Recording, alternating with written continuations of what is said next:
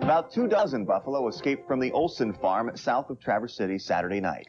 This will be about the 10th time they've turned on us, and the last time they turned, they ended up way down at Keystone, or Beitner Road. You can drive on ice pretty fast, but what's the thing you can't do is stop.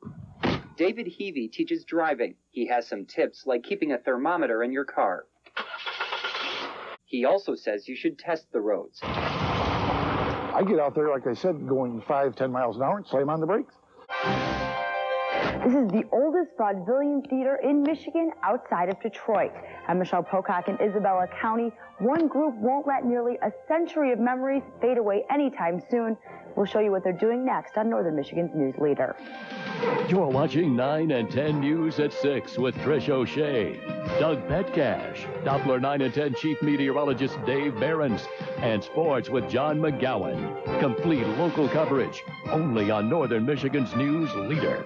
Looks like a large area of some general snows, perhaps an inch, perhaps as much as 4 inches for the end of the week. So, Trish and Doug, to that scene there where things have really gotten wet and dirty and ugly with the brown stuff on the snowbanks, should clean it up at the end of the week. Yeah, Dave, some spots today you couldn't see that dirtiness because of all the fog. It was pretty thick. Absolutely, and of course that happens when we get this moisture with the cold, chilling effects of snow on the ground.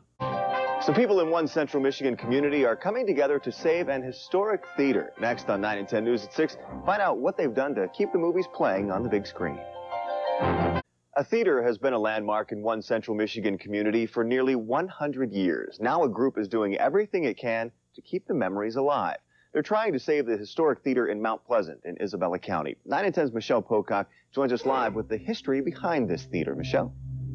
Doug, if walls could talk, the Broadway Theater would have plenty to say. It started out as a vaudeville theater, turned into a movie house, and now a group called Friends of the Broadway wants to save it. This theater was built in the late teens, and it was a vaudeville theater. So about 1925, a local family here, the Ward family, bought this theater. It's a lot of nostalgia here. This been here a long, long time. And if the Friends of the Broadway has their way, it will be around for many more years. We just hope to reestablish what this theater meant to the city of Mount Pleasant. It was the key place to go at one time. The group recently bought the Broadway to save it and restore it. We did not want to see this building destroyed or changed.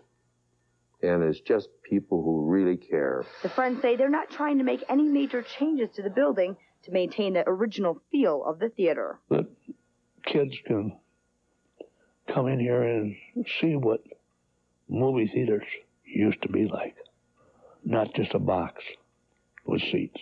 A theater was a thing with a personality. As with any personality, there are good points and bad points. This theater had turned at one time into an X-rated movie house. We'll never go back to that, I guarantee you. But now it will be a community theater, open to concerts, plays, and classic movies. I'm just extremely pleased that it'll be able to carry on. Hopefully service the community as it used to. The renovations will cost anywhere from $300,000 to $400,000.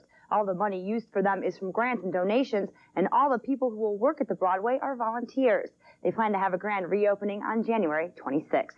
Reporting for 9 and 10 News, I'm Michelle Pocock.